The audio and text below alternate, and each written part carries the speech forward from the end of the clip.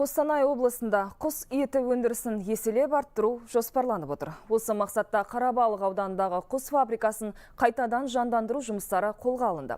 Бұл ауқымды жобаны іске асыруға Сауда және интеграция министрлігі, Бәйтерек холдингі мен Қазақ экспорттық сақтандыру компаниясы қолдау көрсетті. 7 жылдан бері кәсіпорынның 24 құс қорасы қаңырап бос тұрды. Бір кездегі ірі өндіріс орнын қалпына келтіру жұмыстары осы күз мезгілі ғана басталды. Қазір кезде құс фабрикасы инфрақұрылымының 90% қайта жаңғыртылды. Сумен жабдықтау желісі дұрысталды. Bir қатар құрылыс монтаж жұмыстары жүргізілді. Атап айтсақ, шатыры жаңартылып, құстың саңғырығын шығаратын желі іске қосылды. Қазіргі кезде жылу жүйесін қалпына келтіру және электр желісін тарту жұмыстары жүріп жатыр.